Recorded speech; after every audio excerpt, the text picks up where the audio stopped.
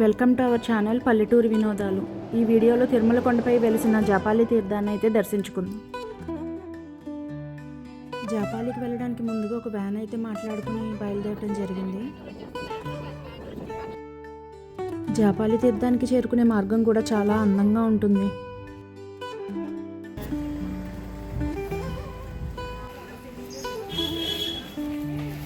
దిగాల్సిన ప్రదేశానికి అయితే వచ్చేసాం. ఇక్కడ నుండి నడుచుకుంటూ వెళ్ళాలి. ఇదే జాపాలి శ్రీ ఆంజనేయ స్వామి దేవాలయం చేరుకోవడానికి ఎంట్రన్స్. ఇక్కడ నుండి మెట్ల మార్గం ద్వారా అయితే గుడికి చేరుకుంటాం.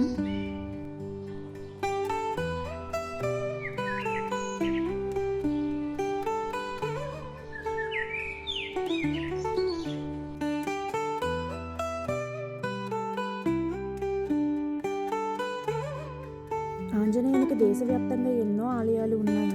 అయితే జాపాలి తీర్థం హనుమంతుడు జన్మించిన ప్రదేశంగా చెబుతూ ఉంటారు.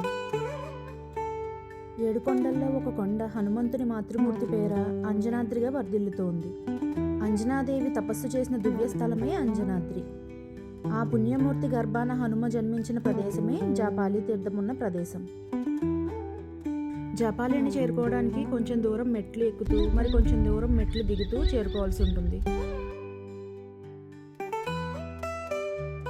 జాపాలికి వెళ్ళే దారి చాలా అద్భుతంగా ఉంటుంది. చుట్టూ చెట్లతో అడవిలో వెళ్తున్న అనుభూతి కలుగుతుంది. ఇక్కడ మనకు దారిలో వెళ్తూ ఉంటే పెద్ద ఉడతలు అయితే కనిపిస్తాయి. వీటిని మలబార్ జైంట్ స్క్విరల్స్ అంటారు. దారిలో వచ్చే భక్తులు వీటికి తినడానికి పెడుతూ ఉంటారు.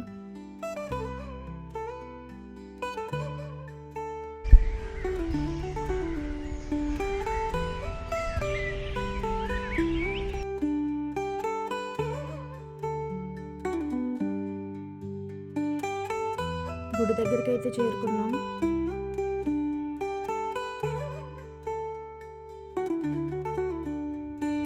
గుడిలో సమర్పించేవన్నీ మనకి గుడి బయటే దొరుకుతాయి.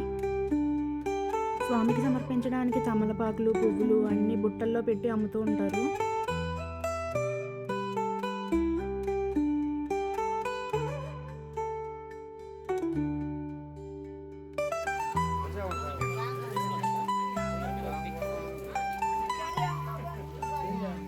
ఇదే గుడి ముందు ఉన్న కోనేరు. దీని పేరు రామతీర్థం.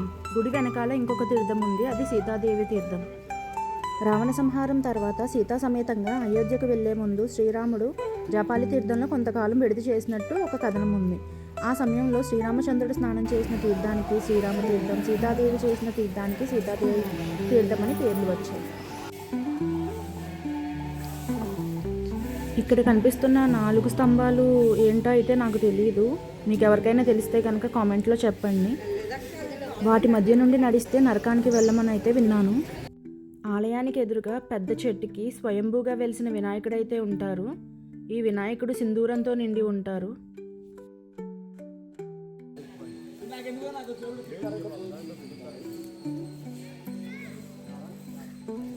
ఈ వినాయకుడికి భక్తులు మనసులో కోరికనైతే చెప్పుకుని కాయిన్స్ అయితే అతికిస్తున్నారు.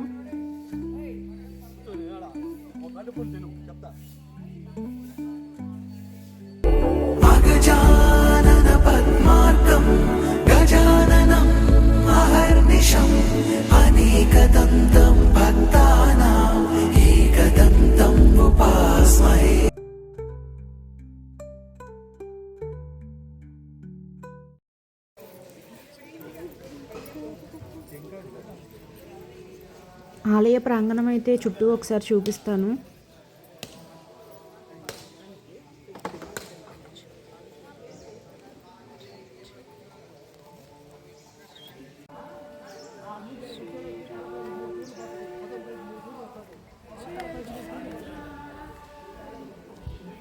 ఈ ఆలయానికి ఉన్న ఇంకొక కథనం ఏంటంటే, జపాలి అనే మహర్షి స్వామివారి అనుగ్రహం కోసం ఇక్కడ తపస్సు చేయగా ఆంజనేయ స్వామి స్వయంగా ప్రత్యక్షమై ఆయనకి దర్శనం ఇచ్చారట.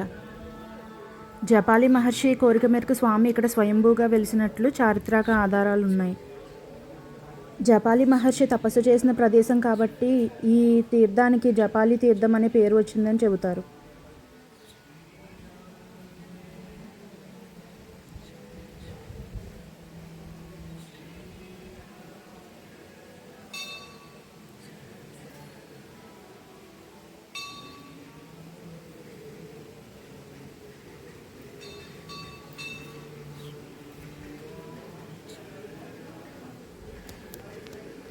ఇక్కడ పంతులు గారు ప్రసాదం అయితే ఇస్తున్నారు. ఇక్కడ వాతావరణం చాలా బాగుంటుంది.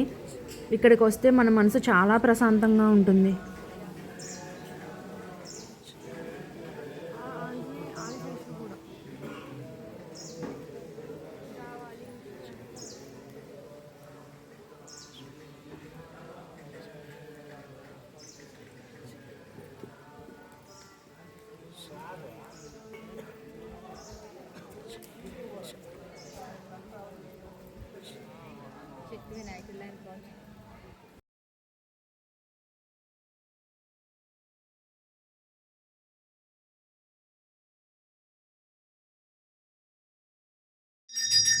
గర్భాలయంలో వెలిసిన స్వామి సింధూర అలంకరణతో ఒక చేత్తో గదను ధరించి భక్తులకు అభయమిస్తూ దర్శనమిస్తూ ఉంటారు. స్వామిని దర్శించుకుని కొంచెం సేపు అక్కడ సమయం గడిపాక తిరిగి ప్రయాణమయ్యాం.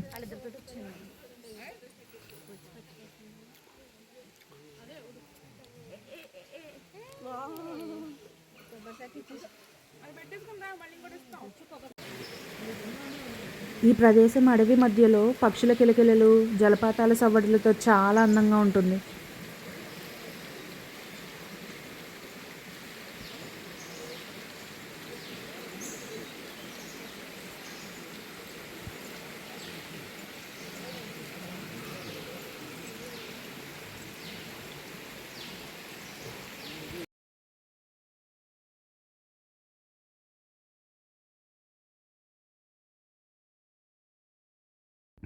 ఇక్కడ దారిలో అటు ఇటు పెద్ద పెద్ద రాళ్ళనైతే పేర్చారు.